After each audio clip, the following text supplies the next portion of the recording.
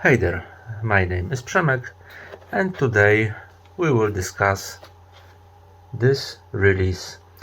It's a 5 CD box set by Pacific 231, and it's called Voies Parallel en Perspective 2015-2021.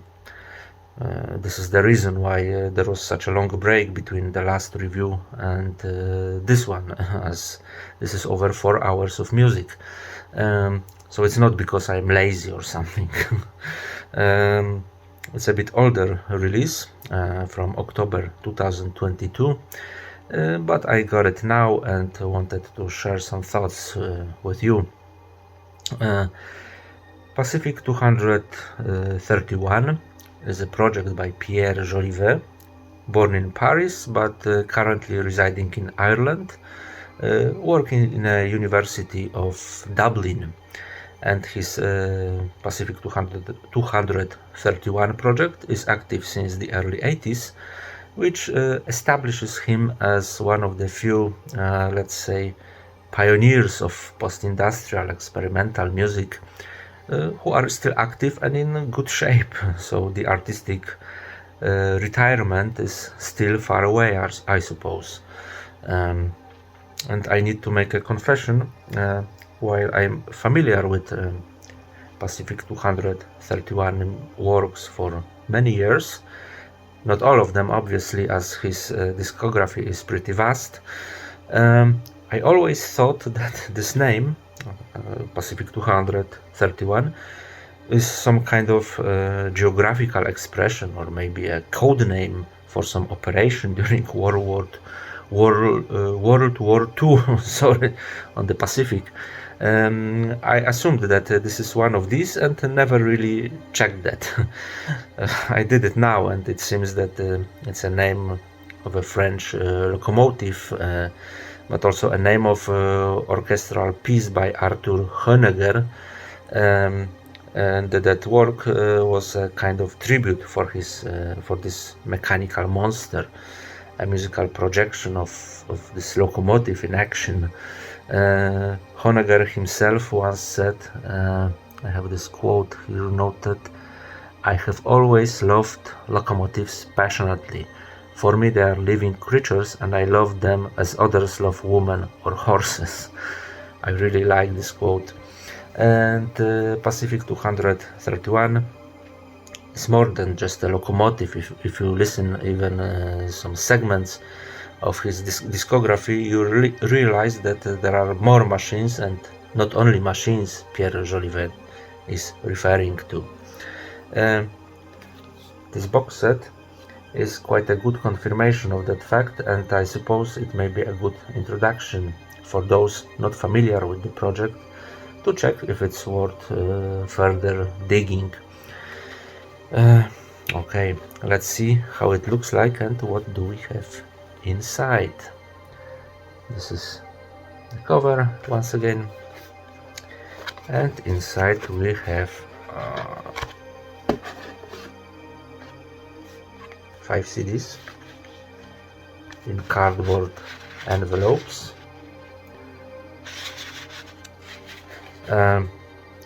Unfortunately, there are no numbers on the covers of these CDs, so either you will remember which cover is which CD, or you have to check inside, because on the CDs there is A, B, C, D, and E.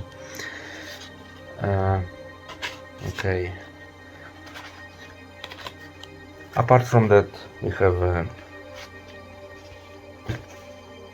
a booklet with some graphics and the description of each CD, and also kind of summary of the whole release. It is called a supplemental section. Apart from that, we also have a poster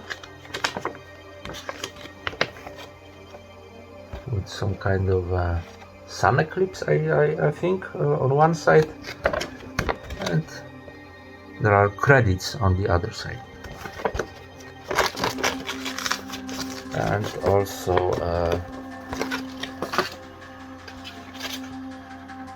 kind of a postcard. No, I think it's a sticker. Okay, so yeah, 5 CDs, each offering an individual approach and showing a divergent thinking of Pierre Jolivet, alias Pacific 231. The first one, I think it's this one. Yeah, this one is ethereal and dreamy. The CD is called Proximity, and these are 2 long tracks, Machine Alpha and Machine Beta, composed in 2015. They sound as if they have no beginning nor end. These are harmonious synths or currents or tides, slowly coming and going and flowing away. At first I thought both forms are improvised or even generated in real time, and to some degree I was right, as Pierre writes in the booklet. Let me quote. The compositions develop an elongated and evolutive ambient with blended synthetic voices, as it is in most of my work, a balance between careful preparation and procedural improvisation.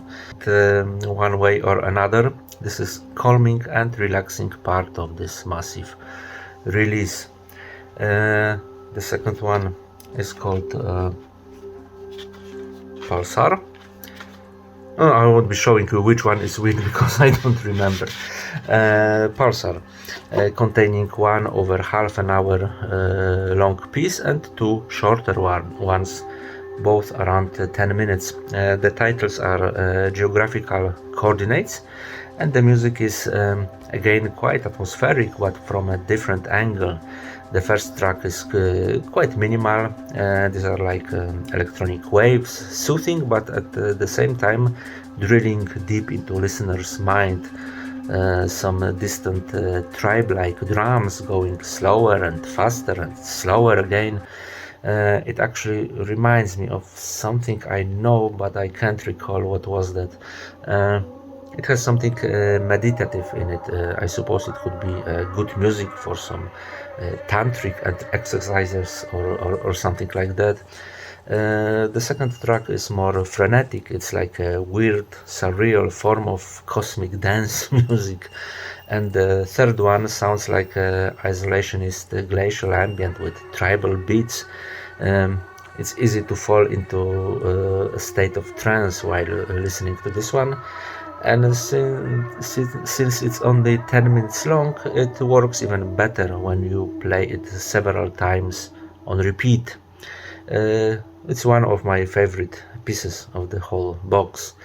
The third CD is called Ramrod, and here we enter into a more experimental and demanding ground. These are 5 pieces on piano, and as Pierre Jolivet says in the booklet, the numbering 1.0, 1.5, 2.0 is based on the tempo of procedural sequence, as the sound canvas is driven by pseudo-random processes and internal computer-based sensors. The material is founded on classical form, mitigated by random articulation, and there's the quote. I don't want to make any academic divagations on the theory of music, as I don't know anything about it. All I can say is what I see when I hear this one, and I see a lot of sound geometry, sharp forms and edges, and a lot of movement. These are not compositions with traditionally understood melody or harmony, but rather an oral reflection of old but still working machinery, yet observed not from an industrial music perspective, but rather experimental neoclassical point of view. This is music that could be used as a soundtrack to some experimental silent movie like The Man with the Movie Camera by Chica Wiertow, or even better, to a short Ballet Mécanique by Fernand Léger. It's kind of nervous, restless, in a constant motion, this kind of music. And now CD number 4, Ludwig 21st. The title is not accidental, as the first title track refers to Ludwig van Beethoven. The track's original version was a commission from let me check, a symposium on spatial sound arts, Seoul, for the 215th anniversary of Beethoven's birth. And the sound sources were the first and the last work of the classic composer. They were a kind of starting point for further experiments and sound processing, and this is the idea of this segment of this box in general, to take some external sounds or field recordings and using them as a playground, or as the musician himself says, as canvas to paint another abstract images from the sounds which in different circumstances sound familiar, because the final result is, yes, abstract, but in this familiarity I think there's always kind of anchor you can hold on to. The fifth and the last CD is called Infectoid.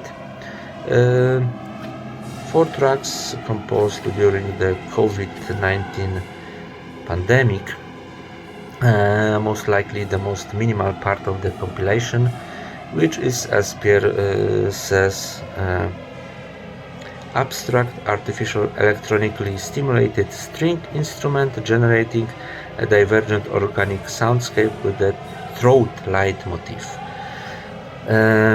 While the throat origin of the sounds is recognizable, I would say that these tracks remind me rather of a tropical jungle and some menace hiding there.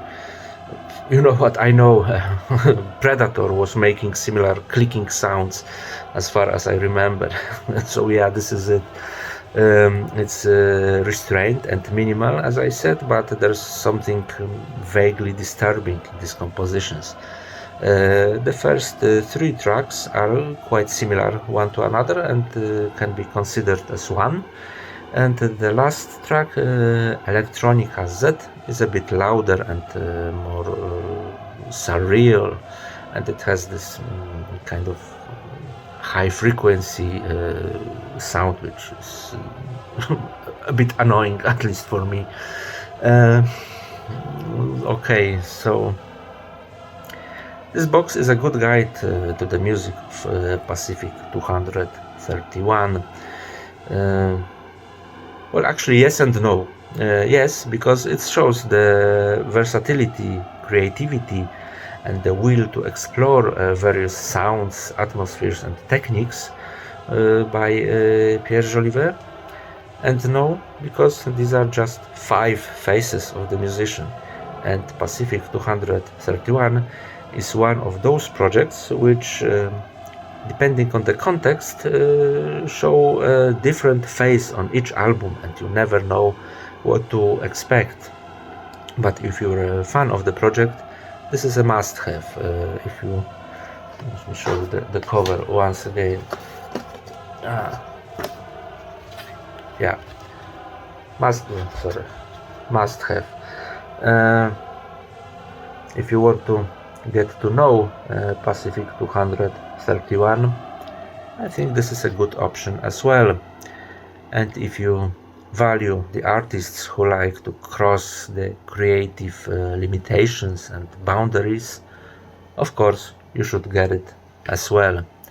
Especially that apart from the music, it also, as you could see, it also looks very, very cool. Okay, that will be it. Thanks for watching and see you soon.